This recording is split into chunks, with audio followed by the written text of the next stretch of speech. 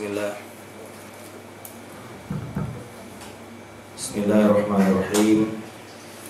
Assalamualaikum warahmatullahi wabarakatuh. Alhamdulillahi ala ihsanih wa syukru lahu ala taufiqihi wa amtinani. Asyhadu an la ilaha illallah wahdahu la syarika lahu ta'ziman li sya'nih. Wa asyhadu anna Muhammadan abduhu wa rasuluhu ad-da'i ila ridwanih. Salawatu rabbi wa salamuhu wa ala alihi wa ashabihi wa ikhwanih. Amma ba'du. Ibu-ibu sekalian yang dirahmati Allah Jalla Jalaluh, alhamdulillah, kita bersyukur kepada Allah Subhanahu wa ta'ala yang telah memberikan kita taufik, hidayah, sehingga kita senantiasa berada di atas jalan, di atas sunnahnya. Dan semoga salawat dan salam senantiasa tercurah kepada Nabi kita yang mulia, Nabi Muhammad SAW. Ibu sekalian yang dirahmati Allah, saya mohon maaf hari ini kita tidak melanjutkan pengajian kitab tauhid kita karena satu dan lain hal. Tapi hari ini insya Allah kita akan membahas dua tema yang menurut saya cukup penting. Kita akan membahas, yaitu tentang bagaimana cara bertaubat dari harta yang haram. Ya, apa saja harta-harta haram itu, sumber-sumbernya dari mana, dan bagaimana cara bertaubat darinya, dan juga apa pengaruh dan dampak dari harta haram ini. Insya Allah Ta'ala kita akan bahas, karena di bulan Ramadan ini adalah bulan kita membersihkan diri. Bukan hanya membersihkan jiwa kita dari kotoran-kotoran yang mengotori jiwa kita, dari penyakit-penyakit hati, dari penyakit-penyakit jiwa. Tapi juga penting sekali bulan Ramadan ini saatnya kita melihat dan membersihkan harta-harta kita. Mengapa Ibu? Karena manusia tabiatnya disebutkan dalam Al-Quran mencintai harta. Wa tuhibbunal mala, dalam surah Al-Fajr, wa tuhibbunal mala hubban jamma. Kata Allah, perhatikan uslub yang digunakan kalimat Allah ini adalah sangat indah sekali dan sangat dalam maknanya. Dan kalian, kata Allah, mencintai harta hubban jamma, kecintaan yang amat sangat. Ya, dikuatkan dengan jamma, yang amat sangat kuat. Allah Ta'ala juga berfirman, wa innahu lihubbil khairi lasyadid. Sesungguhnya manusia itu terhadap harta lasyadid, sangat-sangat suka, sangat cinta sama harta. Dan oleh karenanya, ya, perlu ada rambu-rambu. Allah Ta'ala kemudian menurunkan rambu-rambunya, halal haramnya, mana yang boleh kita ambil dan mana yang tidak boleh kita ambil, ya, mana yang boleh kita lewati dan mana yang tidak boleh kita lewati, daerah mana yang terlarang untuk kita mencari rezeki dan daerah mana yang boleh. Ya, penting kita tahu Ibu, karena ya, manusia disebutkan di dalam hadis Nabi SAW memiliki, kalau dia tidak mampu nafsu terhadap harta itu lebih bahaya daripada serigala yang lapar. Kata Nabi SAW, "Madibani ja'iani bi afsada ya ursila ila ghanamin bi afsada min hirsil mar'i min syarabihi wa dinihi." Kata Nabi SAW, ya, tidaklah dua serigala yang lapar, ya, yang kemudian dikirim ke salah satu seekor kambing, tidak lebih berbahaya daripada keserakahan manusia terhadap hartanya. Ya, bayangkan Ibu, kalau di dalam ruangan ini kita taruh kambing satu, Bu, lalu kemudian kita taruh juga uang dolar, kita taruh HP, kita taruh kulkas, ya Ibu, kemudian serigala masuk ke ruangan itu, kira-kira serigala yang diincar yang mana, Bu? Kambingnya saja kan? Apa dia juga memakan dolarnya, Bu? Tidak, ya. Bagaimana dengan manusia yang serakah, Ibu? Ya, ketika dia masuk itu bukan hanya kambing, Bu, ya, kipas-kipas anginnya, karpetnya semua dibawa pergi.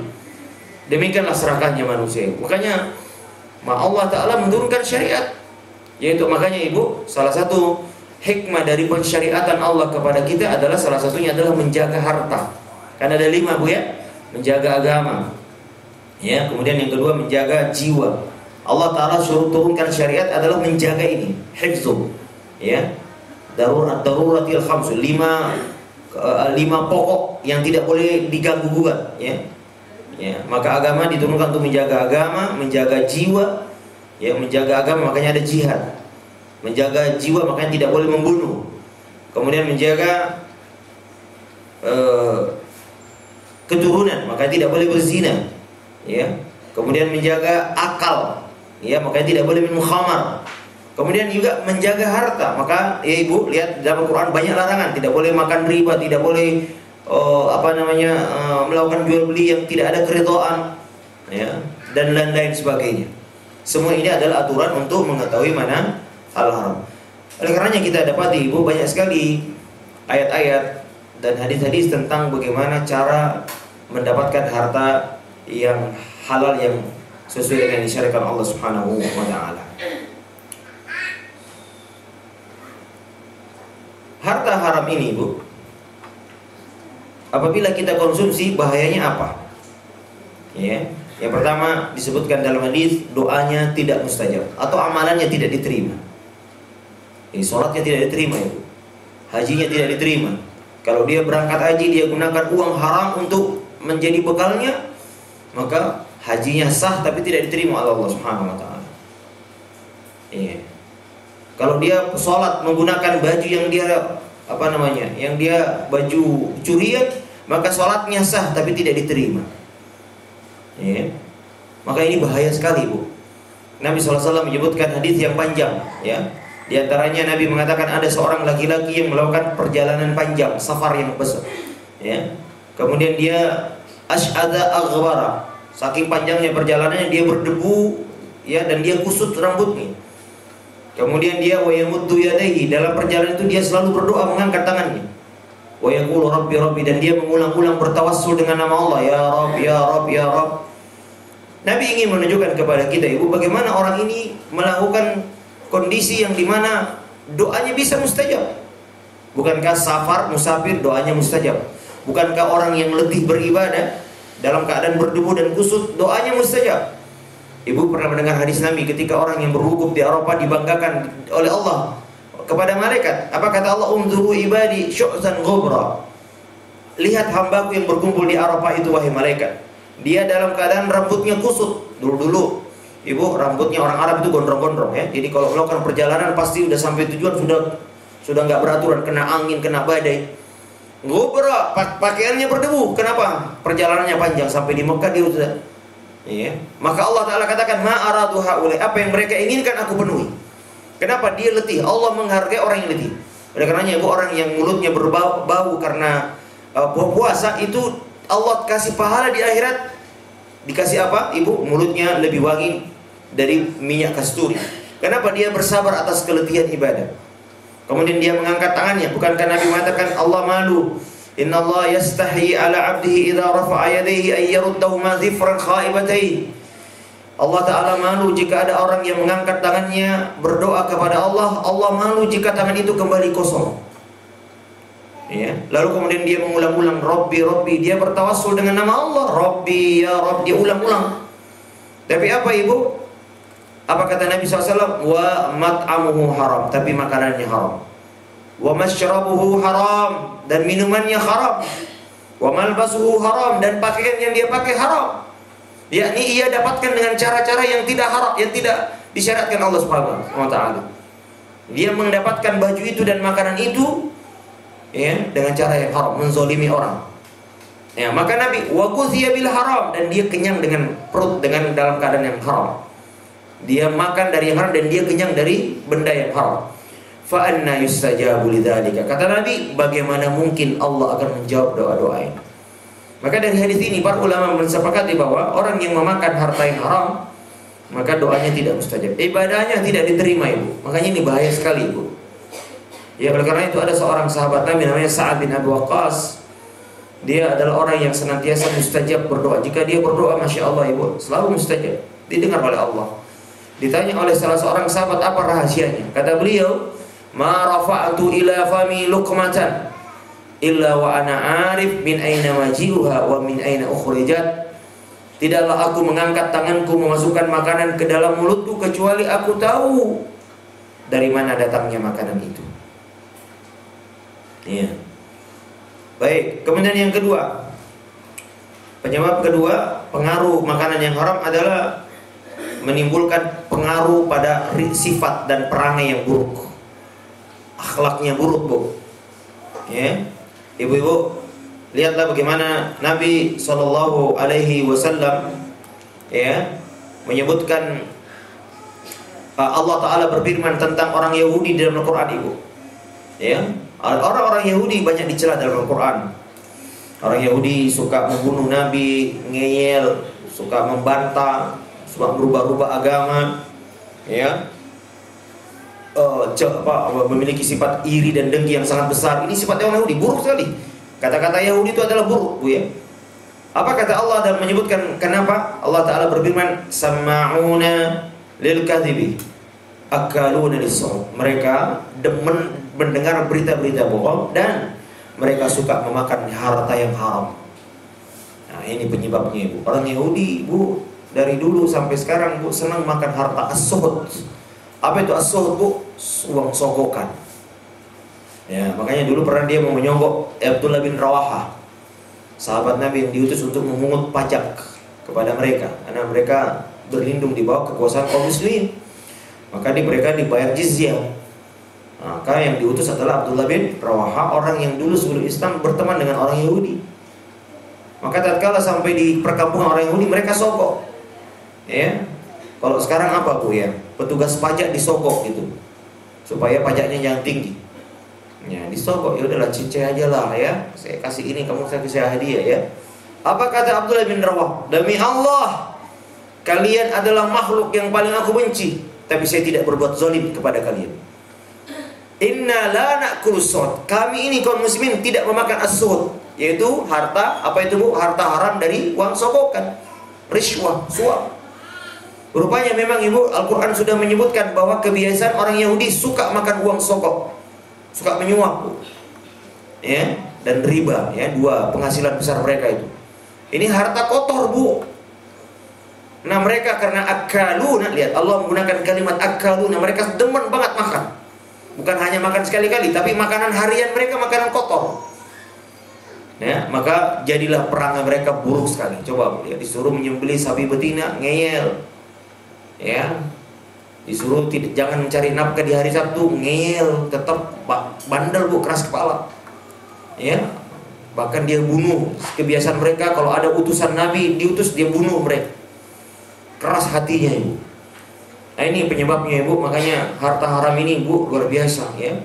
Menyebabkan orang yang memakannya tumbuh daging. Maka Nabi mengatakan, "Ma min lahmin nabata min haram, fannaru aula bi." Daging yang tumbuh dari harta yang haram, maka neraka lebih utama baginya. Ya, oleh karena itu ketika Allah mengharamkan, ya,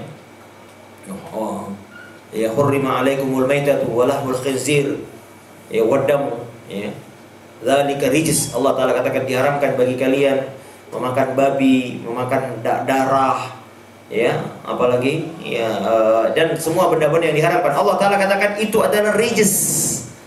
Rijs itu maksudnya kotor, Bu, jorok, ya, menjijikkan, ya, menjijikkan bukan hanya dari bendanya, Bu, ya, karena ada, ya, Ibu, ini penting nih, ini sedikit intermezzo, Bu. Tidak semua yang kotor itu najis, tapi setiap najis pasti kotor. Nah, orang Indonesia kadang-kadang nggak bisa membedakan kotor ini.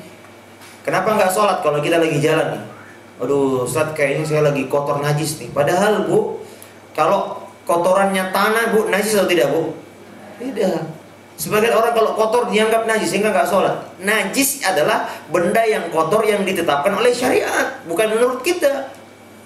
Ya, seperti orang yang lagi kerja tukang gitu. Kenapa nggak sholat? Nggak punya baju, Ustaz. Lah kan bisa pakai baju itu. Kotor, Ustaz, keringetan. Apa memang keringat najis? Nah, ini kadang-kadang itu, Bu, nggak ada apa kotor jilbabnya, kena ini tadi, kena makanan anak. Memang makanan najis. Nah, tidak semua kotoran itu najis, tapi yang pasti kotoran itu pasti, najis itu pasti kotor. Nah, ini Allah Ta'ala menyebut harta-harta itu adalah harta yang menjijikkan. Yang ketiga, Ibu, pengaruh harta yang buruk adalah melahirkan amalan yang buruk juga. Ya, tadi watak, kalau ini amalan. Karena itu Allah Ta'ala berfirman, Ya ayyuhar rusulu Kulu minat thayyibati wa'malu shalihan. Ya. Wahai para rasul, makanlah yang baik-baik dan beramal soleh. Sini Allah menggandengkan antara perintah memakan dan perintah beramal. Dan ini juga menunjukkan ibu, dalam Islam kita makan untuk beramal. Makan ya, hidup bukan untuk makan ya, tapi kita makan untuk beramal. Jadi kita ini makan niatnya untuk beramal. Ya, untuk melakukan kebaikan, maslahat hidup kita. Ya, adapun orang kafir ibu, mereka makan untuk ya sepuasnya, makan. Makanya ibu ada sunnah kalau kita makan itu bu, jangan diam ya, sunahkan kita bicara. Ya, ada sunnah berbicara ketika makan. Kalau orang kafir makannya serius bu, ya. Kenapa? Karena memang dia hidupnya untuk makan. Ya, maka Allah Ta'ala katakan wa'malu sholihah. Ya. Jadi beramal soleh ibu. Maka orang yang makan ibu, biasanya makan kotor ibu, tidak akan bisa mewujudkan amal-amal yang baik. Ya, kenapa sholatnya susah, sholat malam susah, ngaji? Ya karena kata Nabi, al khairu la ya'ti illa bi khair. Kata Nabi SAW, kebaikan tidak akan datang kecuali dari yang baik. Semua amal-amal kebaikan ibu datangnya dari yang baik, yaitu makanan yang baik. Ya, makanan yang baik. Makanya hati-hati bapak-bapak, bapak-bapak. Ya, mencari nafkah ya. Hati-hati bapak-bapak yang tidak hadir di sini ya. Ya, jadi memberi makan anak istri kita, ya, lalu kita dapati mereka kok ngeyel, ya. Mereka anak-anak kita ini susah, ya. Wallahu a'lam, mari kita introspeksi, jangan-jangan ada makanan yang bukan haknya yang kita berikan. Ya. Itu dia. Baik, Ibu. Yang terakhir, makanan yang haram menimbulkan penyakit di dalam tubuh kita. Tapi tidak mesti Bu ya, tapi memang secara umum. Karena ada hadis dalam Quran, ada ayat dalam Quran, ya wa'atun nisaa sadaqatihinna nihla. Berikanlah maharnya istrimu dengan yang baik, sukarela. Ini perintah kepada suami. Nah, kata Allah, kalau istrimu setelah engkau beri mahar, dia menyerahkan maharnya untuk engkau makan, apa kata Allah? Fakuluhu hani'an mari'a. Makanlah dengan hani, dengan enak, mari'a, yang akan memberi dampak yang baik. Ya, di sini Allah Ta'ala mengatakan makanlah yang mari'a.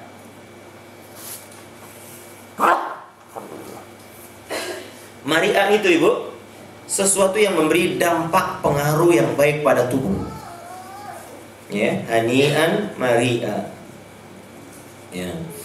Makanya, tapi Ibu maaf, jangan sampai kita generalisasi ya. Jangan sampai kita nengok orang sakit loh Mbak, ini pasti makananmu haram loh Mbak.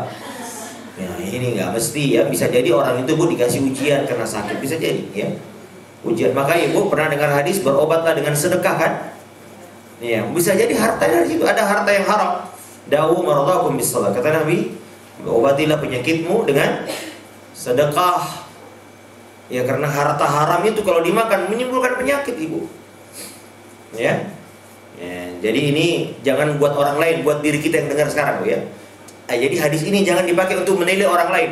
Ada orang sakit, oh korupsi mesti suaminya ini. Nah ini tidak boleh Bu ya. Tidak mesti, tapi ini untuk diri kita sendiri. Ya, maka kalau kita ada sakit-sakit Bu, coba Bu bersedekah. Kita nggak tahu, mungkin ada yang orang yang kita zolimi. Ya. Baik Ibu. Nah, harta haram apa saja? Mari kita lihat. Ya. Nanti terakhir cara menghentikannya ya, bagaimana solusi Al-Quran tentang orang ini. Tapi sekarang kita lihat dulu apa saja sumber-sumber harta haram. Ya, sebagian dicatat ya Bu. Sumbernya adalah ada pada ayat di dalam Al-Quran, surah An-Nisa ayat 29.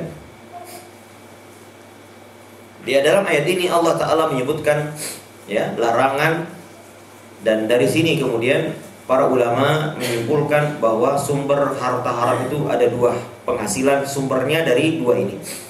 Ayatnya adalah ya ayyuhalladzina amanu, wahai orang-orang yang beriman, la ta'kulu amwalakum bainakum bil batil. Jangan kalian memakan harta sesama kalian dengan cara yang batil. Illa an takuna tijaratan an taradin minkum. kecuali melalui cara jual beli yang ini saling rela sama rela di antara kalian, atau suka sama suka di antara kalian.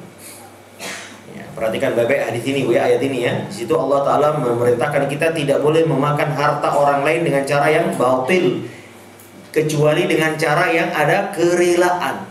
Jadi ada dua kalimat, batil dan kerelaan.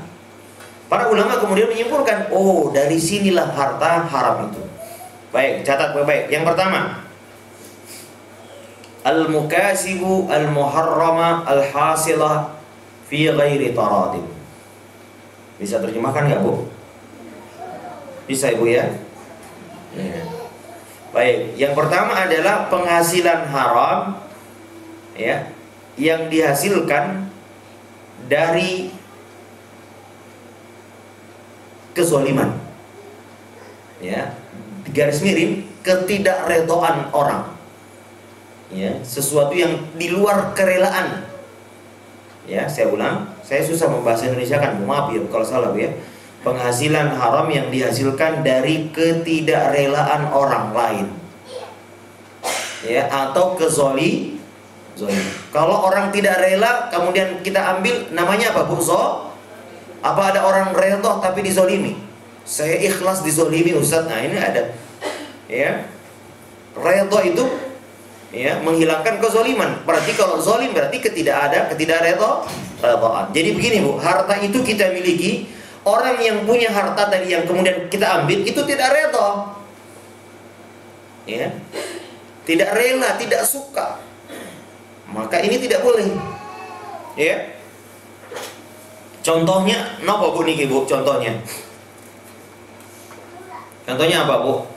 Harta yang haram dihasilkan dari akad yang tidak rela orang itu, ketidakrelaan, ketidakredaan, ketidaksukaan. Apa contohnya ya, Bu? Contoh yang besar-besar dulu, Bu ya. Mencuri. Ya, Ibu, motor kita hilang, Ibu rela nggak, Bu? Ya, orang yang mencuri mengambilnya ini dari kita, maka dia mengambil harta dari harta yang tidak rela orang itu. Orang diambilnya maksa kan? Ya boleh. Seperti apa lagi, Bu? Merampas, begal, menipu, ya, mengkhianati pertemanan, ya, pinjam tidak dikembalikan. Ya, terus yang ringan-ringan, Ibu, coba-coba ingat-ingat, Ibu, waktu kita kuliah, pernah nggak kita naik angkot, terus ditarik sama abangnya, tapi abang yang lewat nggak lupa narik, lupa, Bu, lali, Bu. Terus kita bilang, alhamdulillah, lumayan. Ibu, uang itu harusnya haknya siapa, Bu? Haknya yang punya kendaraan kan? Maka ketika kita mengambilnya tetap di dompet, maka Ibu, orang itu rela atau tidak rela? Tidak rela. Coba, Ibu. Ya, waktu kita kos-kosan, ya saya pengalaman aja, Bu ya. Kos-kosan kan dulu kita kos-kosan, Bu ya, makan di warung kan. Ya, kadang-kadang kos-kosannya baik banget. Ya, setelah makan baru ditanya, "Makan apa tadi, Pak?" "Ah, Mbak, makannya tempe, Pak." "Berapa?" "4, Pak." Padahal yang dimakan 6. Nah, 2 tempe ini milik siapa, Bu? Dan saya ingatkan, Bu, ini kaidah penting. Catat baik-baik kaidah ini. Untuk harta jenis pertama ini, kepemilikan tidak berpindah. Catat baik-baik ini. Untuk jenis harta ini selamanya tidak berpindah harta itu, kecuali atas keredaan orang itu. Tidak berpindah. Oleh karenanya, Ibu, di dalam Islam tidak ada yang namanya mencuci harta. Harta zalim tidak ada dicuci, money laundering gitu. Ya, harta zalim terus disedekahin ke masjid. Ya. Apa terus kemudian jadi bersih, Bu? Enggak, dipakai umroh. Ya. Ini harta zalim, hasil menzolimi orang, lalu dikasih orang kan, kamu pergi umroh ya 5 orang. Doain saya supaya harta saya bersih. Enggak bisa. Bahkan, Ibu, di hari kiamat orang ini akan didatangkan Allah. Makanya penting sekali, Ibu, harta zalim. Penting kita tahu. Kenapa? Kalau Anda tidak mencari, tidak bertaubat dan tidak mengembalikannya, ya, maka di akhirat nanti Allah akan datangkan mereka. Makanya ibu yang dimuliakan Allah Subhanahu wa taala, masalah utang piutang misalnya, Nabi SAW tidak mensolati jenazah orang yang ada utangnya. Ya. Diriwayatkan dalam hadis bagaimana Nabi pernah ingin mensolatinya, dia tanya ada utangnya, kata orang lain ada 2 dinar. Maka Nabi mundur. Ya, sampai ada yang menanggung utangnya baru saya solati. Maka ada sahabat namanya Abu Qatadah radhiyallahu taala dikatakan, ya Rasul, saya yang menanggungnya, solati dia. Kenapa ibu? Karena dia di akhirat, jadi tidak berpindah ibu. Ya, maka ibu coba ingat-ingat mana orang yang dulu kita pernah, mungkin bu, maaf, pernah kita pinjam barang orang lain, lupa kita kembalikan. Orang itu sebetulnya nyari-nyari kita, coba kita pindah kontrakan, pindah kos, atau pindah udah lama. Ya, orang itu tidak rela. Ada hartanya kita ambil, kita pinjam, sepatunya kita pinjam belum kita kembalikan, piringnya, ya, waktu kita hajatan, ya, kita lupa atau pencahin, pura-pura kita lupa nggak kembali. Ibu, di akhirat dia akan datang. Kenapa tidak redha dia? Waktu kita kontrak, suami belum kaya raya seperti sekarang ibu, ikut arisan, ada daster jual. Saya nanti kalau suami saya gajian saya bayar ya bu. Iya. Suami kita pindah kantor, kita juga pindah, lupa dibayar. Sampai sekarang yang punya daster masih ada sampai sekarang ibu. Ya, maksudnya masih punya dia. Ya, maka tidak berpindah kepemilikan. Makanya Nabi mengatakan ruhnya orang yang berutang kalau meninggal ibu, dia tidak bayar, tertahan, mu'allaq sampai utangnya dibayarkan. Maka Nabi SAW mengatakan ibu, Nabi SAW mengatakan, man kana lahu mazlamatun, hadis riwayat Muslim, man kana lahu mazlamatun min akhihi li akhihi min irdihi aw bi syai', siapa yang memiliki kezaliman kepada saudaranya, baik berupa kehormatannya, ya, atau yang lainnya ibu. Kezaliman itu bisa pada harta, ya, bisa pada kehormatan, nuduh, gibah, ya, itu namanya merusak kehormatan. Dan ini terhormat. Setiap orang punya kehormatan yang tidak boleh kita rusak. Kehormatan itu apa ya? Nama baik lah, ya. Tidak boleh dituduh macam-macam, tidak boleh diomongin di belakang kita, karena itu berarti merusak nama baik. Siapa yang ini namanya zalim. Kemudian atau darahnya, atau membunuhnya, menumpahkan, memukulnya. Nah, Nabi mengatakan siapa yang memiliki 3 kezaliman ini, falyatahallalhu minhul yaum, maka hendaklah dia minta dihalalkan hari ini, maksudnya di dunia. Ya, min qabli alla yakuna dinarun wala dirham, sebelum adanya hari di mana tidak bermanfaat dinar dan dirham, jadi di hari akhirat. Fa in kana lahu amalun shalih, maka kalau di akhirat dia punya amal soleh ibu, ya, ukhidha min hasanatihi biqadri zulmatihi biqadri mazlamatihi, maka amalnya akan diambil sekadar kezalimannya, seukuran dengan kezalimannya.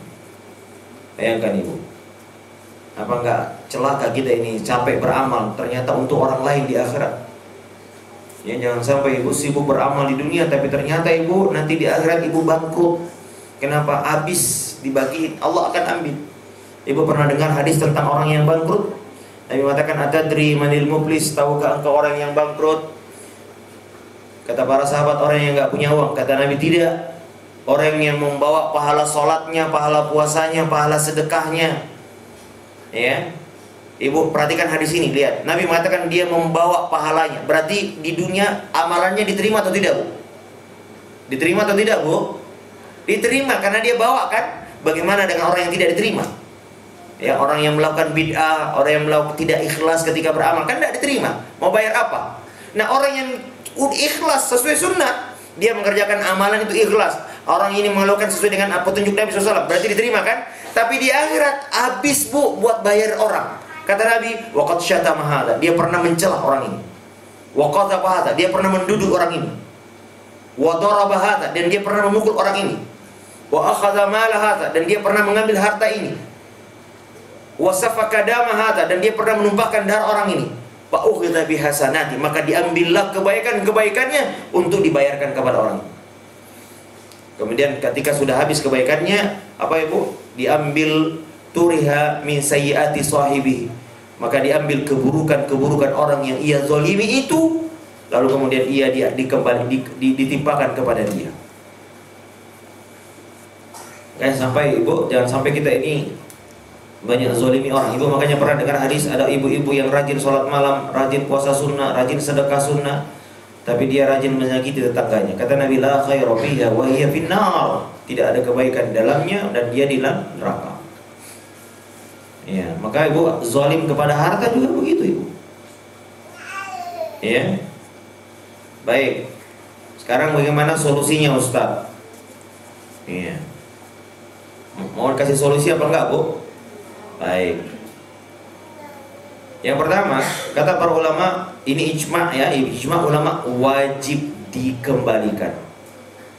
Ingkana, kalau memang masih qaimah, masih ada itu barang. Jadi kalau masih bisa dikembalikan, kembalikan Ibu. Dan tidak boleh diganti dengan uang. Kecuali pemilik barang, pemilik hak ini rela. Ya. Kecuali pemilik barang ini rela. Kalau dia tidak rela, Bu, apa boleh buat? Ibu harus cari sama. Saya nggak mau loh. Saya mau benda yang kamu ambil dulu sama persisnya. Ya, harus dicari. Ya. Kecuali kalau dia rela baru diganti dengan uang. Ya. Ustaz, bagaimana kalau barangnya sudah tidak bisa lagi dikembalikan? Nah, oleh karena itu Ibu, begini. Para ulama membedakan barang itu ada dua. Ada barang yang boleh dikembalikan misliyah, ada barang kimia, ada dua jenis barang ya. Kimia dan misliyah. Adapun barang yang misliyah, barang yang masih bisa ada badanannya. Ya, seperti HP masih bisa dicari di toko. Ya. Misalnya kita menghilangkan yang waduh gimana ya Ustaz, ya udah hilang, udah nggak tahu di mana. Ya, ingat-ingat Bu, merek apa? Baju apa yang dulu? Dasternya apa Bu? Apa Danar Abadi atau apa? Ya cari dia di Tanah Abang yang sama, kemudian kita kasih. Ya. Ada barang kimia, kimia artinya barang yang tidak ada badannya, sekali pakai habis, ya bisa lagi Bu. Atau mungkin barang antik, atau mungkin barang yang nggak ada di negeri kita, ya. Nah ini baru boleh diganti dengan uang. Tapi mereka para ulama mazhab, 4 mazhab berbeda pendapat. Bagaimana menentukan nilai uangnya? Coba perhatikan Ibu, sebagaimana para ulama fokus merinci detail perkara ini Bu. Kenapa? Ini masalah besar. Kalau tidak diselesaikan di dunia, bahaya di akhirat. Maka para ulama mencari terus sampai detail, sampai mereka membagi harta itu seperti ini. Nah, bagaimana cara menentukan nilai barang yang hilang? Nah, Imam Malik dan Imam Hanafi, mazhab Maliki dan mazhab Hanafi mengatakan nilainya sesuai pada saat kita ambil atau kita pinjam. Kapan pinjamnya? 5 tahun yang lalu. Ya berapa dulu nilainya waktu itu, ya sudah bayar. Imam Ahmad, mazhab Hambali, mengatakan nilainya pada saat hilang atau pada saat rusak, atau nilai sekarang gitu. Kita mau baru tobat mau kembaliin, ya sekarang berapa harganya sekarang, ya sudah nilai dengan itu. Ya. Seperti barang antik Bu, atau apa yang mungkin kita pernah ambil pecah, terus kemudian bagaimana caranya? Ya ini. Ya. Imam Syafi'i, ini pendapat yang kuat. Imam Syafi'i mengatakan harga tertinggi selama Anda ambil dan hilangnya itulah dia harga yang tertinggi yang kita kembalikan. Jadi selama 2 tahun kita ambil barangnya orang Bu, lalu kemudian kita mau kembaliin sekarang tapi tidak ada lagi barangnya, maka nilainya uang dengan harga yang tertinggi yang pernah ada selama Anda pinjam itu. Wah, pernah harga 1 juta Ustaz. Ah, itu Pak. Kenapa Ibu? Karena ini pendapat lebih abra'ul zimmah, lebih membebaskan kita dari tanggung jawab. Ya kenapa Ibu? Karena ada kaidah la laisa li irqin zalimin haqqun. Tidak ada hak bagi orang yang zalim. Jadi tidak boleh dia milih, saya yang pilih yang rendah aja, saya ganti yang ini aja, nggak boleh, karena Anda zalim. Maka dikenakan pasal tertinggi Bu. Karena Anda zalim, karena orang ini zalim. Tidak boleh dia milih, saya yang paling rendah aja, nggak, harus kasih yang paling tinggi. Kenapa? Dia telah menzalimi orang. Karena itu kaidah mengatakan tidak ada hak bagi orang yang zalim menentukan dirinya.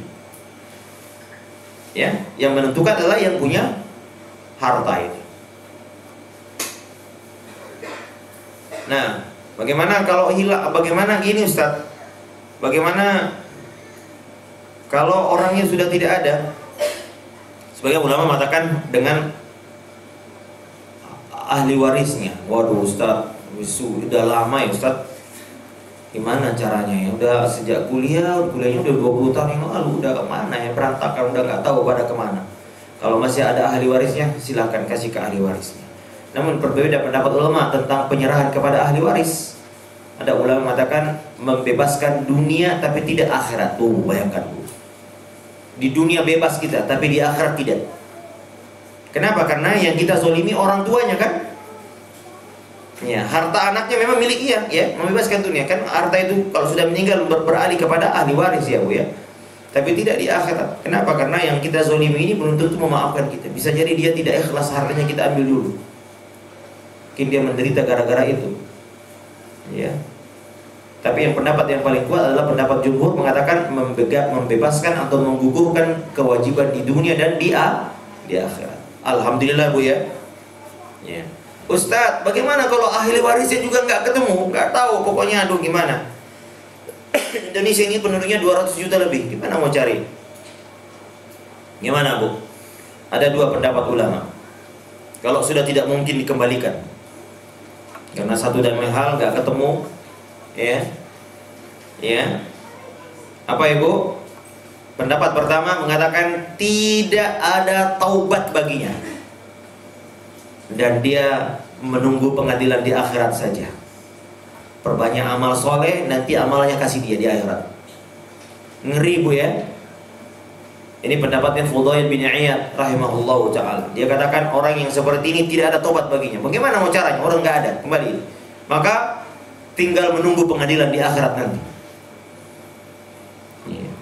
Dan sambil memperbanyak amal Bu, supaya nanti orang yang kita zalimi ini kita bayar dengan amal kebaikan kita.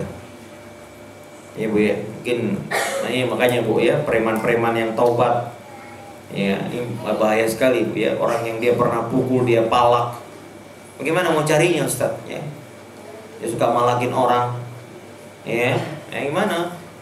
Kalau menurut pendapat yang pertama Ibu, tidak ada taubat, bertobat kepada Allah saja, tapi untuk dia nanti di akhirat siap-siap perbanyak amal soleh nanti buat orang itu. Ya. Pendapat yang kedua, dan ini pendapat yang kuat dan jumhur, mengatakan bahwa ada kesempatan bertaubat. Alhamdulillah. Coba yang pertama Bu, aduh ngeri ya. Bagaimana cara bertobatnya kira-kira Ibu? Kalau sudah tidak bisa dikembalikan, utang kita, ya, utang nggak bisa dikembalikan, ya, caranya Ibu adalah dengan bersedekah atas nama yang punya harta. Ya, bersedekah atas nama yang punya harta. Dalilnya adalah Ibu kisah sahabat Ibnu Mas'ud radhiyallahu taala anhu. Ya. Ibnu Mas'ud pernah membeli budak Bu. Dibawa pulang ke rumahnya budak ini. Sampai di rumahnya ternyata si budak ini Bu ngantongi emas di bajunya. Padahal Ibnu Mas'ud hanya membeli budak, tidak membeli emasnya. Ya Bu ya. Lihat Ibu, orang yang bertakwa terhadap harta begini Bu, dia berusaha mengembalikannya. Dia kembali ke pasar mencari. Beda dengan orang-orang sekarang Bu. Kalau orang sekarang dapat begini Bu, misalnya beli tas Bu, tiba-tiba di tas dapat emas Bu. Kira-kira banyak orang kebalikan atau tidak Bu? Ya, alhamdulillah rezeki nomplok katanya. Padahal bukan hartanya loh. Ya. Kita beli apa Bu? Ya, kemudian di dalamnya ada harta, mungkin penjualnya mungkin nitip darinya, dia jual apa kayak Ibu ya, jual gelas atau jual ini, jual apa? Di dalamnya dia simpan emasnya. Dia ketika dia jual lupa dia ambil. Milik siapa ini Bu? Nah, ini namanya Bu. Ya. Dulu kata Nabi ada dua orang jual beli tanah. Ketika dia beli tanah, dia garap ada harta di bawahnya tanah itu. Maka dia kembalikan kepada yang menjual dulu. Kata penjualnya, saya menjualnya dengan tanah-tanahnya, berarti itu punya kamu. Loh enggak, saya beli tanahnya doang, ini Pak. Sampai mereka cekcok, tidak ada yang mau mengaku Bu. Bayangkan, ini hadis Nabi sahih Bu. Inilah orang mukmin kalau dagang berkah Bu ya. Kalau sekarang Bu, udah diam-diam sudah beli apa ya. Kalau laki-laki mungkin kawin lagi Bu. Coba lihat Ibu, bagaimana dulu Nabi sampai mereka cekcok. Karena nggak ada, karena ini harta, mereka tahu betul bahwa harta yang bukan hak kita akan menjadi kezaliman di akhirat nanti. Nah ini Bu ya.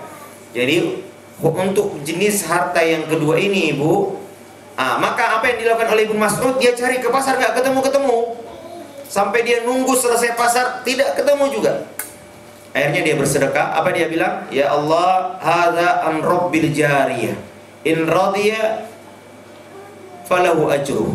Ya Allah, ini saya bersedekah atas nama fulan, yang pemilik budak yang pertama ini.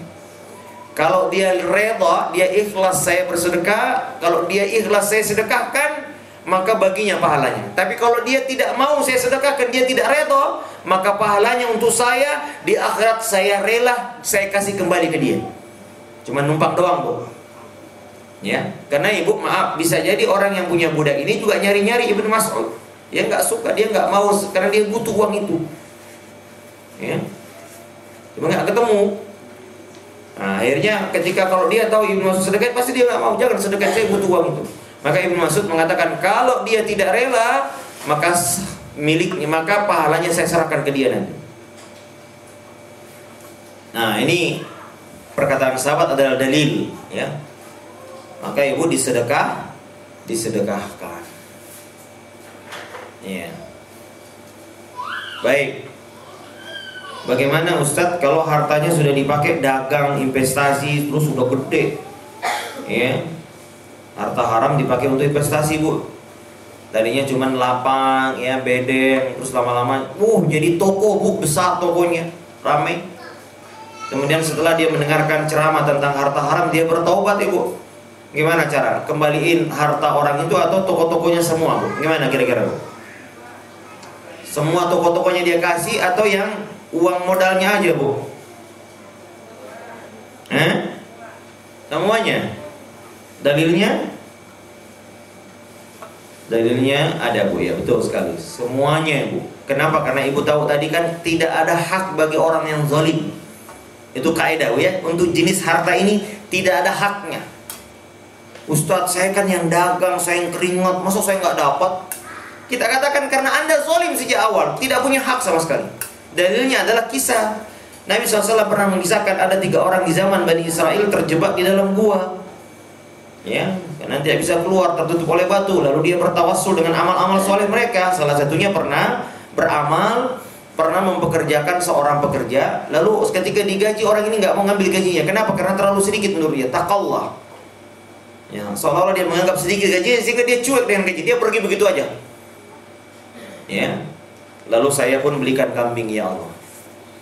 Lama-lama dia nggak pulang-pulang kambingnya, sampai Ibu dikit-dikit dari 2 kambing jantan dan betina menjadi 5.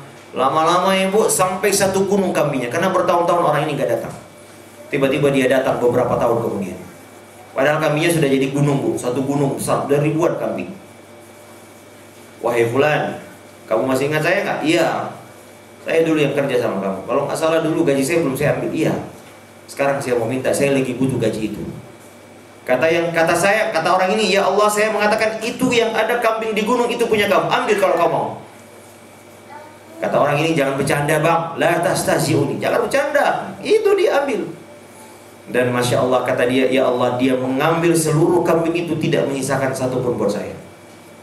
Ya, kebangetan juga orang ini, Bu, ya. Sisain kayak, Bu, 2, 3 ya, ini Pak, makasih ya. Ya, ini enggak diambil. Ini menunjukkan, Bu, tidak boleh orang yang mengambil harta yang zalim mengklaim, kenapa Anda zalim? Ya. Kalau dia berkembang, Bu, makanya modal-modalnya perkembangan semua milik orang yang pertama. Waduh, Ustaz, enak orang itu. Ya memang, kenapa Anda zalim?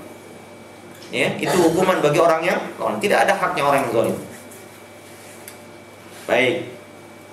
Oke, Ibu, ya, catat baik-baik berapa dulu. Mungkin karena kita pernah daster, ya, belum kita kembaliin, bulan tua, udah ini, udah lama. Ibu bersedekah atas nama mereka. Ya. Saya nggak tahu namanya, Ustaz. Nggak apa-apa, kita pokoknya niatkan. Bukankah Allah yang tahu namanya? Ya, pernah dulu ada kisah dalam peperangan para sahabat, ada orang yang mengambil harta rampasan sebelum dibagi. Ini korupsi model lama, Bu. Ini namanya harta korupsi. Jadi kan kalau habis perang dikumpulin dulu tuh, Bu. Ya, nah setelah dikumpulin semua harta rampasan baru dibagi-bagi 1/5 untuk Allah dan Rasulnya, 4/5-nya dibagi kepada pasukan. Nah, ini ribuan pasukan. Ada laki-laki yang mengambil sebelum, ini namanya korupsi, dia mengkhianati pasukan. Nah, sampai setelah bubar pasukan Bu, sudah sampai ke rumah, dia nyesel. Lalu dia ingin mengembalikan. Dia ketemu panglimanya. Panglima, saya lupa kemarin, saya taubat ya, saya khilaf. Ini harta kemarin yang belum dibagi saya ambil. Kata panglimanya, bagaimana saya mau kembalikan? Mereka sudah bubar. Pusing panglimanya. Nah, yang punya harta ini berarti untuk pasukan yang ribuan. Saya nggak tahu nama-namanya, di mana rumahnya saya nggak tahu. Maka ada orang yang mengatakan begini saja, Panglima, kau sedekahkan atas nama mereka. Bukankah Allah yang tahu nama-nama yang pasukan ini? Allahu ya'lamu asma'ahum wa tasaddaqu. Ya, maka disedekahkan atas namanya. Ini cara bertobat seperti itu Bu ya. Tidak ada cara lain karena wajib di dunia. Kalau Anda tetap ngeyel tidak mau, maka berurusan di akhirat karena Allah akan datangkan nanti orang ini untuk mengambil ibadah pahala-pahala kita. Ya. Baik, sekarang jenis harta yang kedua. Jenis harta yang kedua Ibu, al-mukasibu al-muharrama al-hasilah fi taradin. Kata para ulama, uang atau harta haram yang dihasilkan dari akad rela sama rela. Oh, Ustadz gimana sih? Kok haram kan rela? Inilah orang kita Bu. Kalau kita ini kalau di Indonesia, kalau sudah rela dianggap, saya kemarin Bu ketemu, saya naik Grab online ya. Nah ini orang ini tadinya pegawai Bu, lalu kemudian berhenti. Gara-gara apa Bu berhenti? Karena dia terjerat uang bank ya Bu ya. Jadi dia tadinya 5 kartu kredit, sekarang dia jadi tukang Grab Bu ya. Oh maaf, bukan Grab, saya kemarin ceramah di salah satu kantor, maaf bukan Grab. Lalu dia jadi supir di kantor itu, nah, driver gitu ya. Dia cerita, aduh Ustaz, saya taubat dari uang riba ini ya, akhirnya pinjam segini. Wah, akhirnya apa Bu? Dia nggak bisa kembalikan ya. Nah dia tanya, kenapa Anda dulu? Saya dulu berpikir begini Ustaz, saya tidak haram, kenapa? Saya kan korban, saya kan minjem uang, yang berdosa ya dia yang minjemin uang ya. Terus saya jelaskan, Allah melaknat riba, la'ana Rasulullah akilur riba wa mukilahu. Allah melaknat pemakan riba, yakni yang memakan bunga, wa mukilahu, yang memberinya makan. Maksudnya siapa Bu yang memberi makan uang? Siapa yang beri makan Bu? Peminjam uangnya, kan dia yang bayar bunga Bu ya, berarti dia ngasih makan orang. Berdosa atau tidak Bu? Berdosa. Kalau kita tidak kasih makan, dia makan atau tidak? Tidak makan. Tapi karena kita minjam, lalu kita rela, lalu kita kasih dia bunganya, berarti kita kasih makan dia. Wakatibih, dan penulisnya Bu. Jangankan yang memakan dan yang memberi Bu, yang menulisnya saja kena Bu. Semua yang menulis akad riba itu haram. Dia dilaknat oleh Allah dan Rasul. Wasyahidai, dan saksi-saksinya. Coba lihat. Kenapa dilaknat saksi? Karena ikut meridhoi ya, ikut menyuburkan ya. Ibu pinjam sama Ibu Rahma misalnya, Mbak Rahma, Jeng Rahma, saya pinjam 1 juta ya. Terus Jeng Rahma ngomong gini, gak apa-apa tapi bulan depan kembaliin lo ya.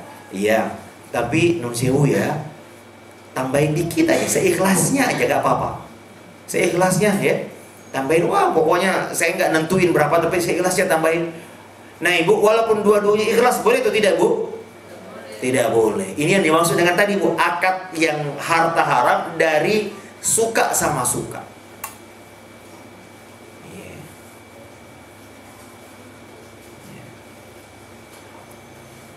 Inilah yang sering dijadikan alasan orang menghalalkan riba. Oh saya ikhlas Ustaz, saya rela kok dia. Ya, bukan Bu, walaupun rela tapi karena akadnya batil, maka tidak boleh. Jasa haram juga yang suka sama suka Bu. Orang yang berjasa haram, jual beli jasa haram. Mohon maaf ini Bu, mohon maaf Ibu, bukan berarti kita ini sekedar untuk mengungkap bahwa ada profesi seperti itu di PSK. Ya, PSK Ibu kan rela sama rela kan, dibayar oleh abang-abangnya, mbaknya terima ya sudah. Apa terus kemudian menghalalkan akad itu? Tidak. Ya, tidak. Ya. Nah, di dalam harta ini yang kedua ini ada 2 jenis Bu. Yang pertama, harta dan profesinya halal, tapi tujuannya untuk bermaksiat. Saya ulang, jadi yang kedua ini Bu, ada dua jenis.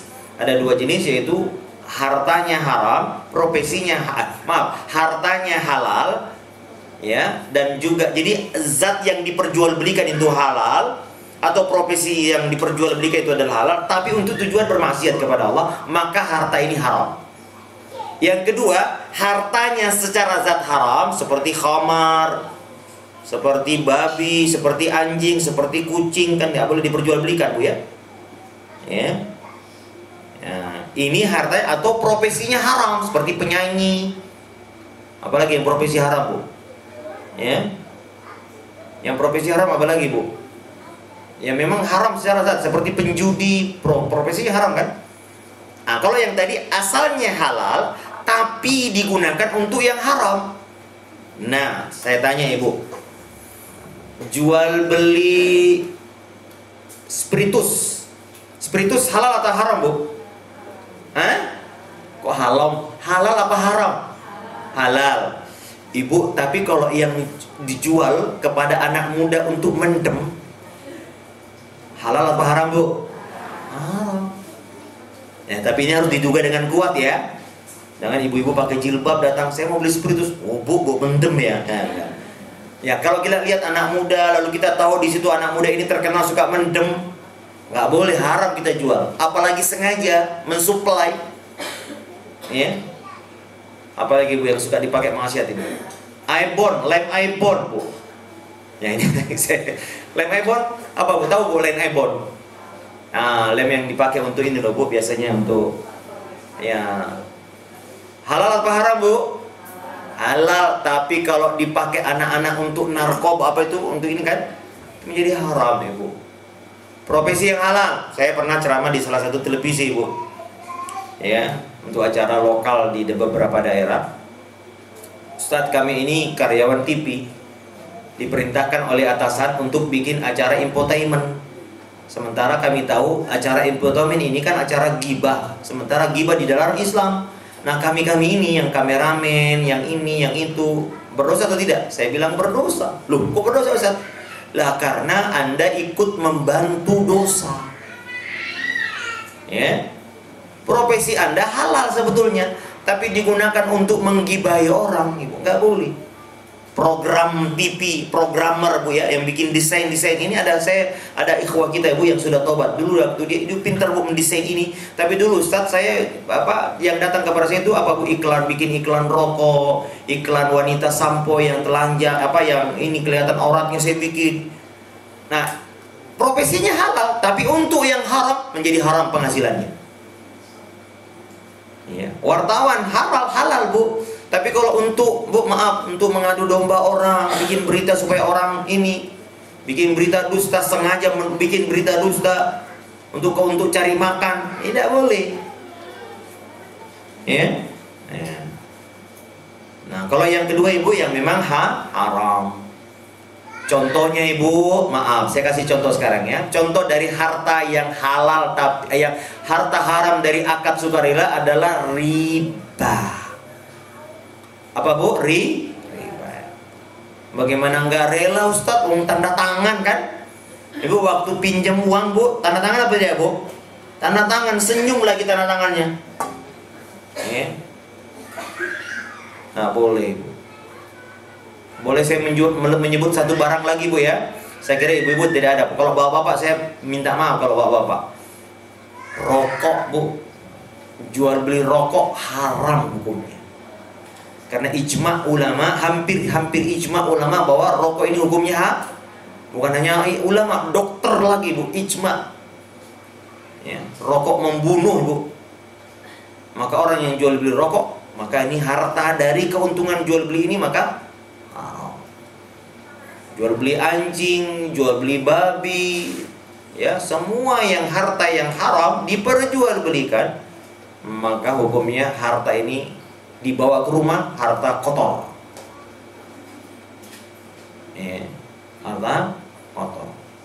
Orang yang membungakan uang juga Bu, hartanya kotor. Orang yang bekerja, walau bekerja di lembaga yang membungakan uang juga hartanya kotor.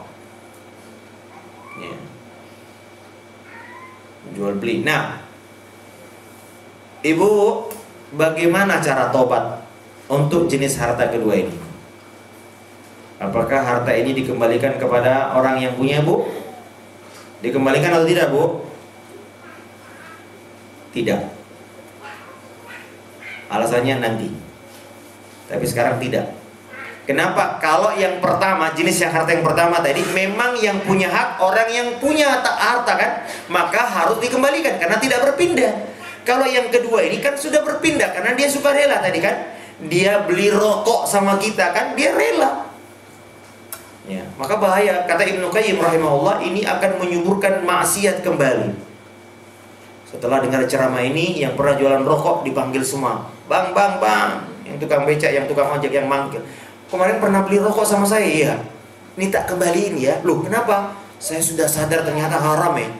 Yang senang tukang apa yang beli rokok, Bu, alhamdulillah, beli rokok lagi, Bu. PSK yang taubat, Ibu.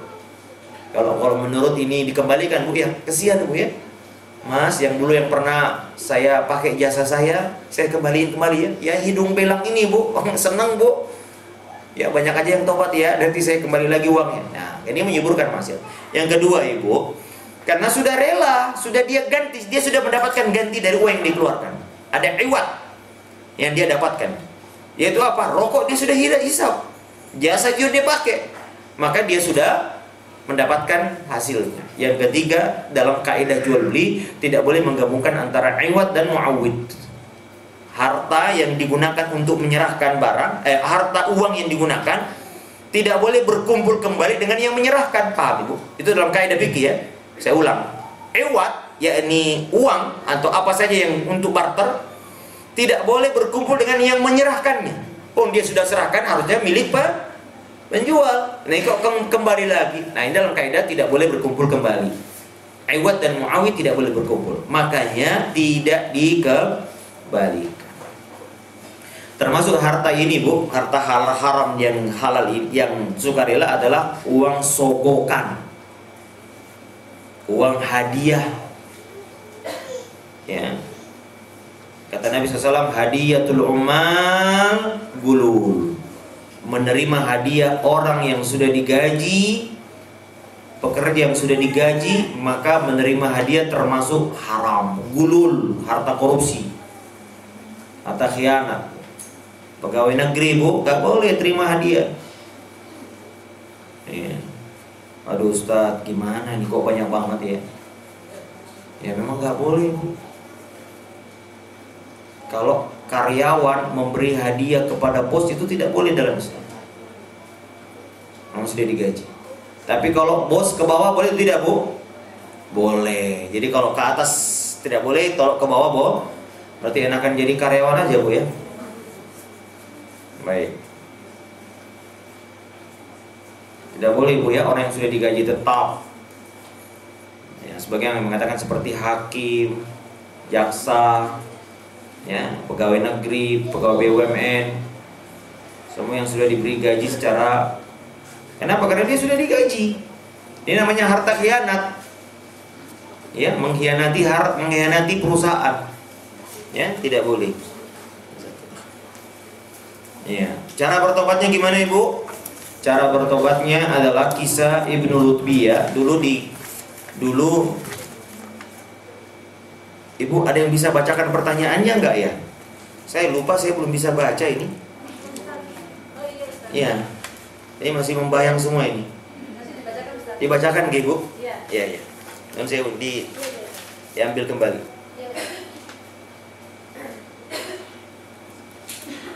Ya, kisah Ibnu Lutbiyah. Ibnu Lutbiyah ketika ditugaskan sebagai petugas zakat ya oleh Nabi SAW untuk mengambil zakat orang-orang yang di sekitar Madinah. Nah, selesai mengambil zakatnya, Ibu, dia kembali ke Madinah. Dia serahkan semua, hadza lakum wa hadza uhdiyali. Apa kata Ibnu Lutbiyah? Ya Rasulullah, ini zakat untukmu. Ya, ini untuk kaum muslimin ya. Dan ini hadiah untukku dari mereka. Ah, Ibu ya, coba perhatikan. Ini hadiah yang diberikan zakat. Maka naiklah Nabi ke atas mimbar. Nabi mengatakan, ma balu qaumin ista'malnahu bi'amalin Bagaimana seorang kaum yang telah kami pekerjakan. Nah, lihat akhlaknya Nabi, Bu. Dia tidak menyebut namanya orang. Dia hanya mengatakan ada kaum. Padahal orang ada lutbiah di situ. Ini akhlak Nabi, Bu. Ya, dia tidak menyebut nama orang ketika mengkritik di depan orang, ya. Ada orang yang kami telah pekerjakan, lalu kami gaji dengan itu. Lalu dia menerima hadiah. Kata Nabi, apakah kalau dia duduk di rumah ayah dan ibunya, apakah orang itu akan datang memberinya hadiah? Tentu tidak. Nabi mengatakan, janganlah mengambil harta gulul. Ini harta gulul namanya. Karena jangan sampai aku akan bertemu dengan kalian di lehernya di hari akhirat. Harta gulul akan dikalungkan di lehernya. Maka jangan sampai aku mendengar suara onta, suara kambing, suara apa saja yang dia ambil dari harta gulul ini. Ini namanya harta khianat, Bu, ya. Harta khianat. Baik. Nah, cara bertobatnya, kata Ibnu Hajar Al-Asqalani ketika melihat hadis ini, beliau mengatakan harta itu tidak dikembalikan. Karena Nabi tidak menyuruh Ibnu Lutbiyah kembalikan harta ini, kembalikan hadiah ini, tidak. Tapi diserahkan ke Baitul Mal, diserahkan ke negara, Bu, ya. Nah, Ustadz, bagaimana jadi uang rokok, uang apa kemarin hasil jual beli ini jual beli itu, Bu? Serahkan ke lembaga zakat, ya, atau ke Baitul Mal negara, ya. Atau lembaga zakat negara kita serahkan karena ini adalah milik kaum orang-orang yang kita zalim. Ya, ini bukan milik kita, ya, milik orang semua. Kita kembalikan. Baik, Ibu. Terakhir 1 menit lagi, Bu, ya. Bagaimana cara menghentikannya, Bu? Kalau kita perhatikan, Ibu, Allah Ta'ala menggunakan cara apa menghentikannya? Adalah dengan cara menanamkan akidah dan tauhid, ya. Terutama tentang surga neraka, Ibu, ya. Ini tidak ada cara yang lain, ya. Cara yang paling cespleng, Ibu. Makanya, Ibu, subhanallah, orang yang mau jadi pengusaha harus punya tauhid yang kuat. Lihat, makanya Allah Ta'ala ketika memerintahkan melarang riba, Allah Ta'ala katakan, la ta'kulu riba at'afa mudha'af wattaqullaha la'allakum tuflihun wattaqun nar. Jauhilah riba, jangan makan riba. Lalu ayat selanjutnya Allah katakan, takutlah neraka. Lalu ayat selanjutnya lagi, carilah surga, wasari'u ila maghfiratin. Surga neraka, ya, surga dan neraka. Ini tauhid, mayu. Dalam ayat yang lain, wailul lil mutaffifin, celakalah orang yang curang. Alladzina idza talu 'alan nasi yastawfun, jika dia menjual atau membeli dia mengurangi takaran. Apa kata Allah, Bu? Lihat, perhatikan Allah Ta'ala apa? Ala yadhunnu ulaika annahum mab'utsun. Apakah mereka tidak yakin bahwa Allah akan membangkitkan mereka di hari akhirat? Coba lihat, ya. Diingatkan hari akhirat. Maka, Ibu, orang kalau mau berdagang, mau jual beli, Ibu, harus punya tauhid yang kokoh, ya. Karena, Ibu, kalau tidak dengan cara ini susah, Bu. Karena dunia ini terlalu indah untuk dikenal. Oh, kok jadi kayak puisi, ya. Dunia ini terlalu silau, Bu. Banyak orang silau, Bu, melihat harta.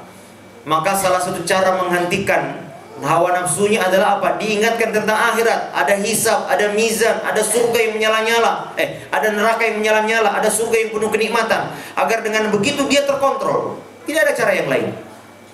Makanya, Ibu, perhatikan baik-baik. Penduduk Mekah dan Madinah ketika Islam pertama kali datang, Allah turunkan Islam, Ibu. Apa penghasilan terbesarnya penduduk Mekah? Riba, rentenir. Ketika orang-orang Madinah, apa penghasilan terbesarnya, Bu? Apa, Bu? Penduduk Madinah, apa penghasilan terbesarnya? Khamar. Maka orang Madinah, Bu, tidak ada yang tidak punya khamar. Kenapa? Karena mereka petani kurma. Kalau kurmanya kelebihan, pasar panen itu ditanam, dipendam, lalu jadi khamar. Dijadiin, dipermentasi gitu, Bu. Apakah Allah menurunkan ayat larangan riba dan khamar langsung ketika Islam pertama datang? Tidak, Bu. Ya, Nabi Aisyah mengatakan awwalu ma nazala minhu suratun minal mufassal fiha dzikrun nari wal jannah. Ayat-ayat yang pertama kali adalah surah-surah mufassal, surah-surah pendek. Isinya surga neraka aja, kata Aisyah. Seandainya yang pertama kali turun, kata Aisyah, la tasyrabul khamar, jangan minum khamar, orang Arab tidak akan meninggalkan khamar selama-lamanya. Tapi apa yang pertama kali turun, kata Aisyah? Surga neraka, surga neraka, surga neraka. Ya. Baru kemudian setelah kuat akidah dan tauhid tentang ini, Allah turunkan larangan khamar. Di mana? Di Madinah, jauh Bu setelah Islam datang. Ya, maka Ibu sebelum terjun ke dunia bisnis, tauhid mantap Bu. Ya, kalau enggak Bu, semua segala cara kita akan tempuh, menghalalkan segala cara. Dan itu pentingnya juga Bu, mengenal halal haram. Sesudah kita belajar tauhid, kata Ibnu Rajab, ilmu yang wajib kita tahu adalah ilmu tentang halal dan haram. Ya, mana yang halal dan mana yang haram. Hadza wallahu a'lam bissawab. Silakan Bu, pertanyaannya tolong dibacakan yang berkaitan dulu Bu ya. Saya bisa dengar nggak Bu pertanyaannya? Nggak ada mikrofon. Oke, kedengaran. Silakan Bu. Pertanyaan pertama. Assalamualaikum. Ustaz, jika sebuah masjid ada sebuah BMT, Baitul Mal wal Kamil, apakah pengembalian kelebihannya itu termasuk riba? Terus yang kedua, profesi artis itu bagaimana, halal atau haram? Profesi apa Bu? Artis. Artis ya Ibu, kalau artis yang pengertian model sekarang yang haram Bu. Ya. Karena Ibu maaf, dari sisi pakaian saja Bu. Ya, lalu kemudian bukankah kita meyakini Bu, dalam Islam Bu, 4 mazhab mengharamkan alat musik. 4 mazhab, mazhab Hanafi, mazhab Syafi'i, mazhab Maliki, mazhab Hambali, semuanya sepakat haramnya musik. Ya. Imam Syafi'i mengatakan kalau ada pencuri mengambil harta alat musik maka jangan dikembalikan, tapi hancurkan. Ya, makanya Bu, orang yang bertobat dari harta musik Bu, bagaimana ini harta alat-alat musiknya, dikembalikan atau tidak? Kata ulama dihancurkan, jangan dikasih orang. Ya, karena nanti membuat orang jadi bermaksiat lagi. Kalau pengertian sekarang bukan musik ini, apalagi penyanyi, aduh Bu, apalagi wanita joget-joget, mengambil penghasilannya dari joget-joget. Ya, memperlihatkan aurat. Coba Bu, dosa apa yang lebih besar dari ini? Berlenggak-lenggok, ya, di hadapan laki-laki yang bukan mahramnya. Ya, Masya Allah Ibu. Lalu kemudian dengan suara yang mendayu-dayu Bu, menggunakan alat musik. Allahul musta'an. Dosa apa yang lebih besar dari ini Bu? Ini haram hukumnya. Ya, BMT tadi kenapa Bu? BMT kenapa?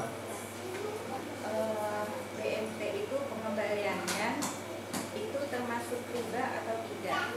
Iya, harus dijelaskan secara rinci. Akadnya apa Ibu? Kalau akad pinjam meminjam menggunakan akad riba maka tidak boleh. Tapi kalau dia hanya jual beli yang difasilitasi, namanya jual beli yang difasilitasi oleh BMT, mau beli kulkas, maka BMT yang belikan kulkas kemudian jual ke kita. Ya, BMT jual kulkas ke kita dengan harga di upgrade, itu boleh. Ya Ibu, jadi yang tidak boleh itu membungakan uang. Uang tidak boleh berbunga. Tapi kalau dia dalam bentuk jual beli boleh. Ya, maka Ibu kalau ada orang yang mau pinjam uang untuk apa? Saya mau beli ini, mau beli itu, belikan barangnya lalu jual ke dia, lalu naikkan harganya. Itu baru boleh. Tapi tidak boleh langsung kasih uang. Ya, saya mau beli kulkas, ya sudah berapa? 1 juta, ini ambil uangnya, tapi kembaliin ke saya ya. Jangan. Jadi kita dulu belikan. Kita yang pergi ke toko ya. Orang yang tadi jangan ikut-ikutan. Tinggal kita bilang berapa uang mana ininya. Spesifikasi barangnya apa? Kita belikan lalu kita jual ke dia. Itu lebih syar'i Bu ya. Kalau BMT wallahu alam, itu kan Baitul Mal wa Tamwil. Biasanya sih tidak berdasarkan riba Ibu. Ya, kalau Baitul Mal wa Tamwil biasanya ini salah satu solusi dari banyaknya riba. Wallahu a'lam ya. Insyaallah kalau BMT sih menurut saya tidak ya. Ada lagi Bu, silakan. Ustaz, kalau harta haram buat sedekah itu diterima enggak? Tidak. Innallaha thayyibun la yaqbalu illa thayyiban. Allah Maha baik, tidak menerima kecuali yang baik. Tidak ada Robin Hood di dalam Islam. Ya, Robin Hood Bu ya. Ya, tidak boleh. Jadi harta Allah tidak menerima. Ibnu Abbas ya juga meriwayatkan tentang ketika menjelaskan di sini bahwa dia katakan tidak diterima harta sedekah dari harta haram. Tidak diterima Ibu. Karena bukan milik dia kan? Milik siapa Bu? Milik orang yang dia zalimi. Termasuk harta yang kedua tadi. Harta, maaf Bu, makanya dulu di Jeddah ada penyanyi yang bangun masjid, tidak ada yang sholat di dalamnya Bu. Masih tutup. Penyanyi ini penyanyi Arab terkenal. Ya, dia bangun masjid di Jeddah, tidak ada yang masuk. Ya, tidak ada yang masuk. Karena ini harta haram, harta kotor. Ibu, jangankan Bu, dulu ketika Ka'bah runtuh, zaman sebelum Nabi diangkat jadi Rasul, Ka'bah pernah runtuh. Ya, akhirnya dibangun kembali. Tapi kan tidak punya uang mereka. Akhirnya Ka'bah dipotong sehingga hanya sampai di Hijri Ismail. Harusnya sampai di Hijri Ismail Bu, itu Ka'bah. Tapi kan mereka nggak punya uang. Kenapa nggak punya uang mereka Bu? Karena mereka bersumpah, diumumkan oleh tokoh-tokohnya, tidak ada yang nyumbang dari harta riba.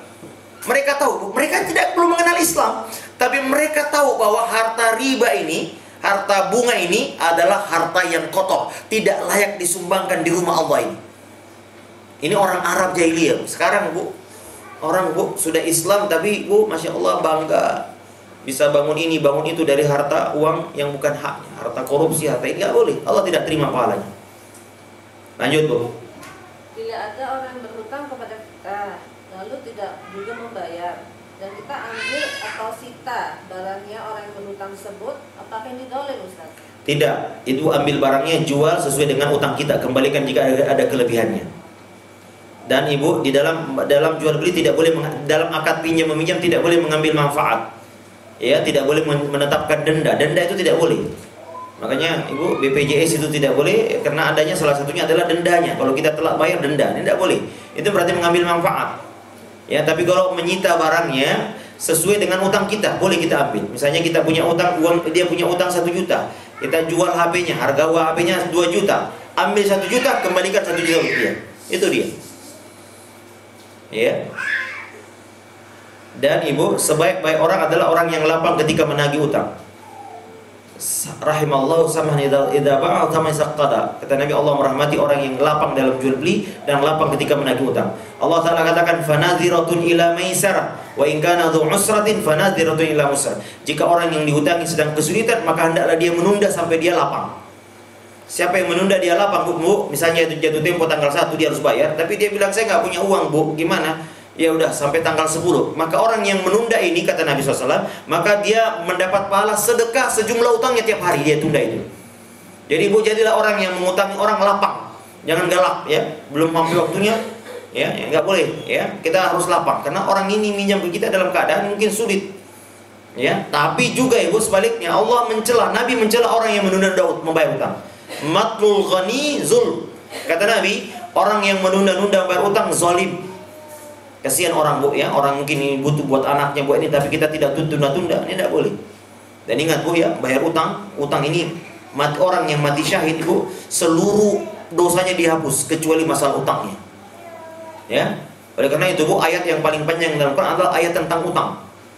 Ayat dalam Quran surah Al-Baqarah 282 itu Ibu lihat, itu 1 halaman penuh. Nah, ya kita suruh tulis, suruh saksikan. Kenapa Bu? Banyak sekali orang ya cekcok gara-gara ini, gara-gara utang. Maka Ibu hati-hati dengan utang. Kalau tidak betul-betul itu penting, darurat, jangan berutang. Ya, ingat saya ulang sekali lagi, kalau utang itu adalah akad darurat Bu. Bukan akad yang untuk barang-barang tersier atau barang-barang kebutuhan. Akad Bu yang paling penting darurat. Di bawahnya darurat apa Bu? Hajat. Nah, kamu tidak boleh untuk hajat ini. Ya, makanya kartu kredit itu tidak boleh Bu dalam Islam. Kenapa? Untuk hajat. Orang mau beli sayuran aja pakai kartu kredit. Nah, makanya utang itu kalau untuk darurat, kalau kita tidak ada uang, kalau kita tidak melakukan itu, kita kehilangan harta, atau kita kehilangan nyawa, atau kita kehilangan agama, maka kita boleh ngutang. Ya, kalau kita tidak ada uang, maka kita kehilangan agama kita, kehilangan nyawa kita, kehilangan anak kita, maka boleh minjem uang. Tapi kalau cuma buat beli gaya-gayaan, nah ini tidak boleh. Inilah penyebabnya Bu. Mengapa Jakarta macet ya? Coba sekarang Ibu. Ya, gara-gara apa? Riba katanya. Kenapa? Orang jual beli motor nggak ada DP sekarang. Malah sekarang Ibu, saya pernah membeli motor Bu, dipersulit kalau kita bayar cash. Ya, saya punya cash. Ada alasannya inilah, alasannya itulah. Dikasih inilah Pak, berat Pak, ini. Tapi kalau kita mau beli dengan kredit, wah senang banget dia. Ya, senang banget dia. Ya. Beli cash aja Bu. Lanjut Bu.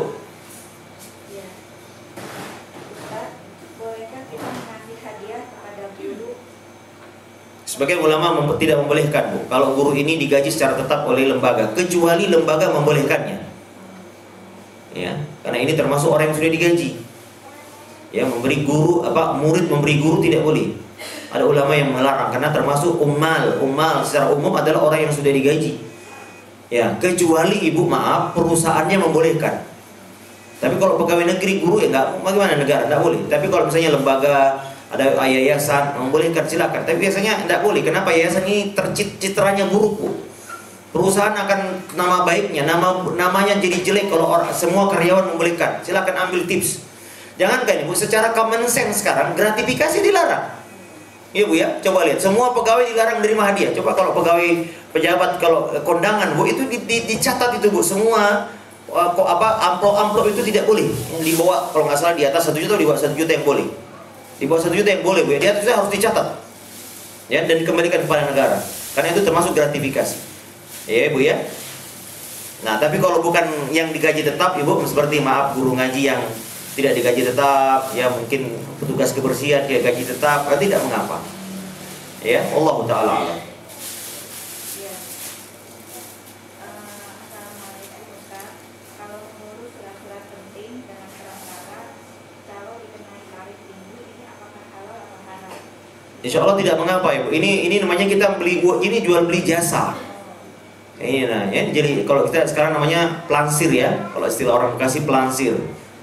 Atau calo ya itu boleh ya karena dia punya usaha di situ dia jual beli jasa ya seperti jasa STNK ya kita misalnya sibuk nggak sempat maka kita jasa orang kamu tolong urusan saya jadi akadnya namanya akad wakala ya bisa jasa bisa wakala mewakilkan kau wakili saya urus ini maka ada jasanya atau akad jasa langsung memang dia buka jasa untuk jual beli ini.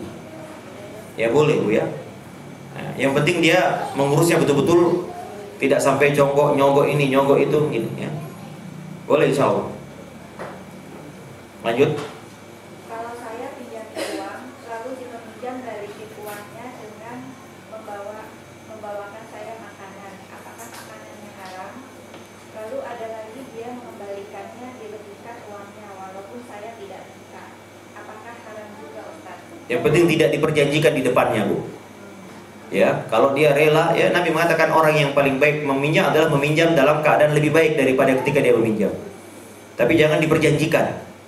Ya, dan bu, maaf, tidak boleh orang yang meminjam mengambil manfaat sedikit pun dari utangnya. Ya, makanya ibu ada orang dulu para salaf bu, kalau minjam uang sampai hujan di rumah orang yang dia pinjam dia tidak berteduh di bawah rumahnya. Kenapa? Karena dia dianggap mengambil manfaat. Ya, itu dia. Jadi orang yang meminjamkan tidak boleh sama sekali mengambil manfaat. Termasuk ada kisah kemarin Ustaz Erwandi yang ceritain orang yang misalnya lagi di pasar pocong, ibu lagi di pasar pocong, pinjam dong. Kamu lagi di mana mbak? Lagi di pasar pocong, tolong beliin dong lengkeng dulu ya. Pakai uangmu dulu ya saya pinjam ya. Iya. Lengkengnya dibawa, dimakan bareng. Ini namanya riba. Karena mengambil manfaat dari uangnya. Caranya bagaimana Ustaz? Bayar dulu. Ya. Karena dia mengambil manfaat dari utangnya, bayar dulu baru boleh makan bareng-bareng, bayar ya. Karena dianggap mengambil manfaat. Tapi kalau tidak diperjanjikan sebelumnya tadi, misalnya kita pinjam 1 juta, lalu kita kembalikan 1 juta, lalu dibawain biskuit, tidak diperjanjikan sebelumnya. Keredoan seperti ibu, kita pinjam motor, tadinya kosong bensinnya kan, lalu kita kembali isi bensin full, ini boleh.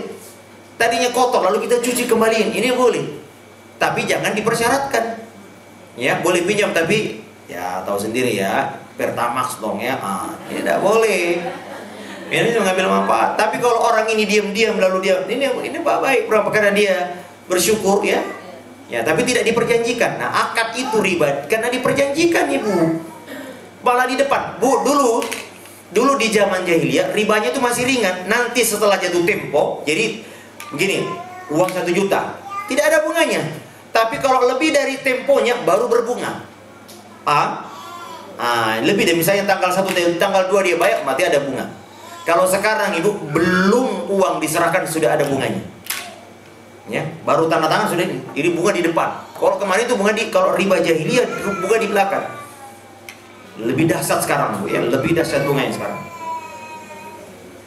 Ya, jadi kalau ibu minjam barang, ibu kita pinjam piring untuk acara, kembalikan ada isinya. Ya mbak, kemarin saya pinjam piringnya, kembalikan entah mungkin kue kecil, tapi jangan diperjanjikan. Baik, lagi. Suami berhutang ke bank untuk usaha. Apakah hasil usaha yang berikan nafkah itu adalah haram, Ustaz. Dan Iya. bagaimana seharusnya saya sebagai istri? Istri tidak berdosa, Ibu. Istri tidak berdosa karena dia wajib dinafkahi. Ya.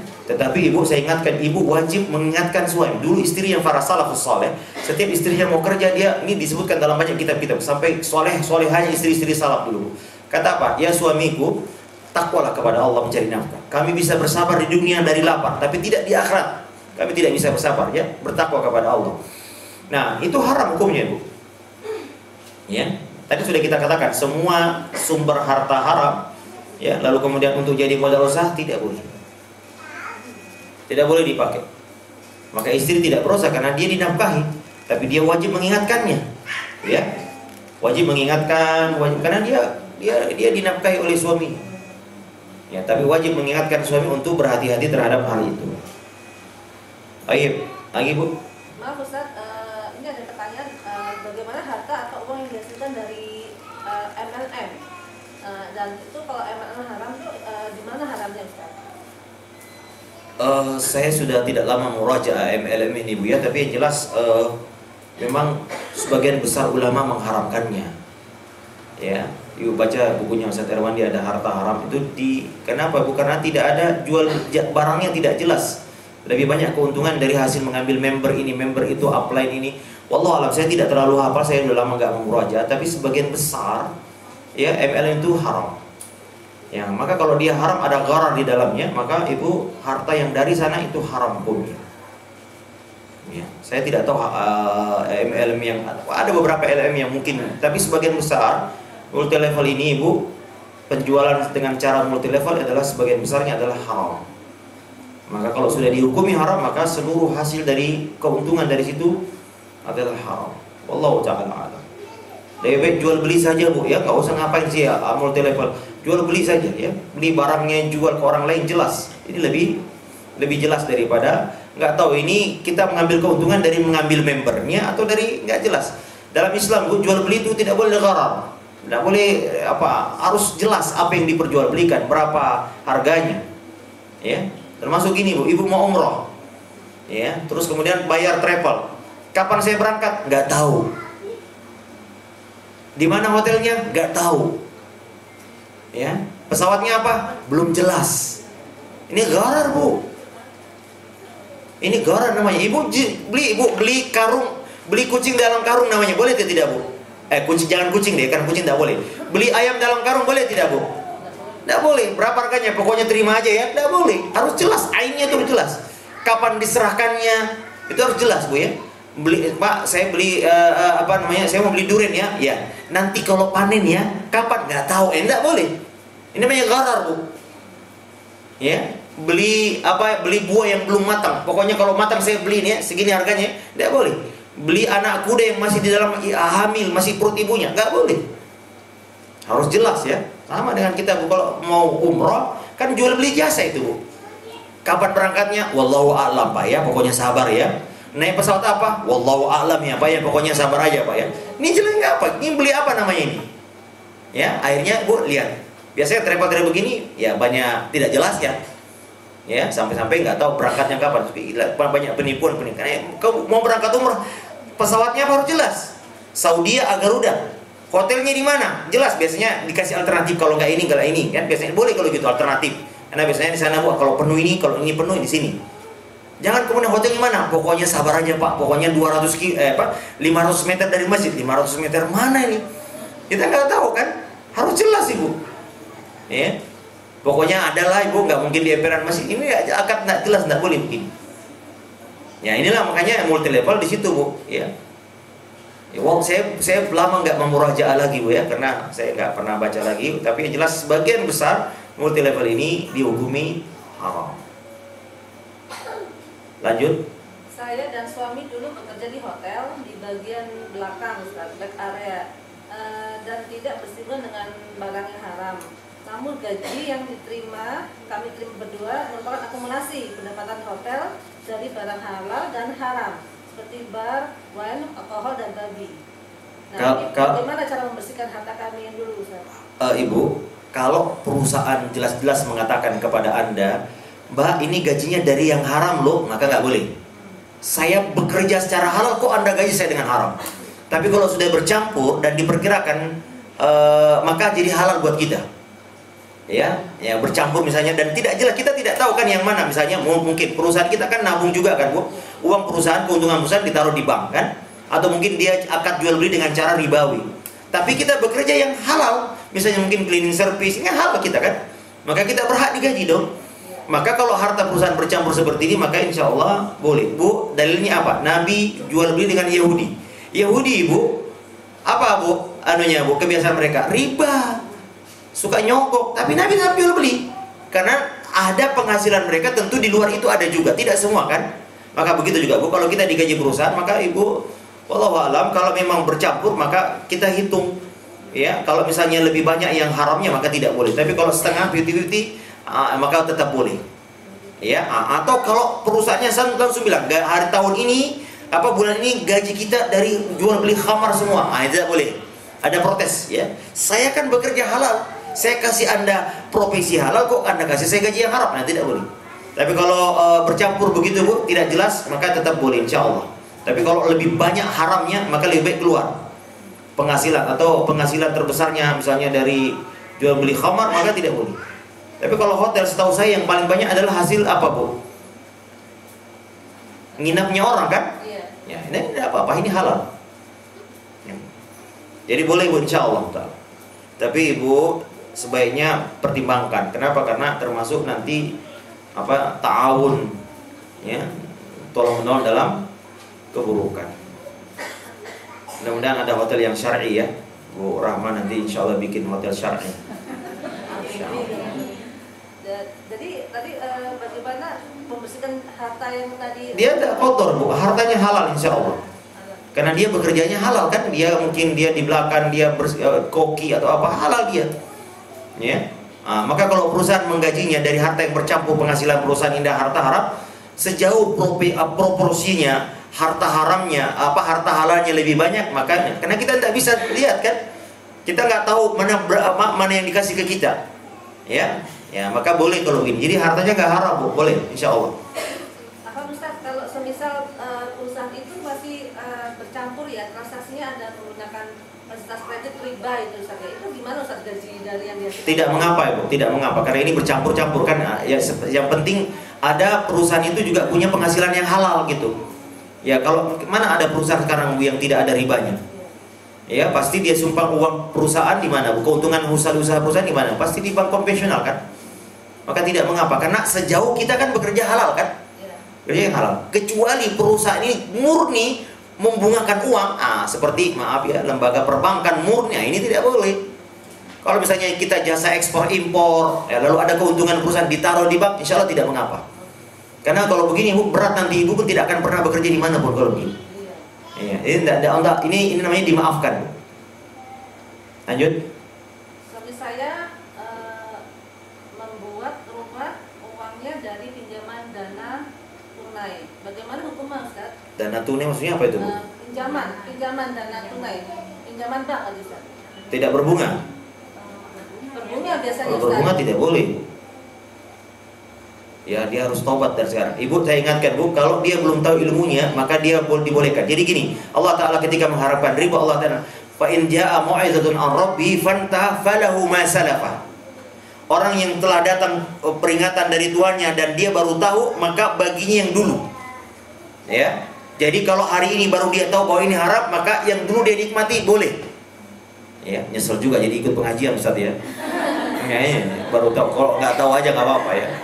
Ya, jadi boleh Bu ya. Jadi caranya gimana Ibu? Hentikan Ibu. Ya, jadi orang yang sudah terlanjur cicilan dengan kredit dari ini, Ibu jual asetnya, lunasi semua utangnya. Ini riba ini luar biasa Bu. 70 pintu dosa, yang paling ringan pintunya adalah menzinai, sama seperti menzinai ibu kandung sendiri. Masya Allah, ini luar biasa dosanya. Ya, maka Ibu lunasi, jual asetnya lalu lunasi segera. Ya. Nah, lalu gimana yang kita nikmati sebelumnya? Allah maafkan kalau kita belum tahu ilmunya. Baik, saya kira cukup ya, Bu Rahma.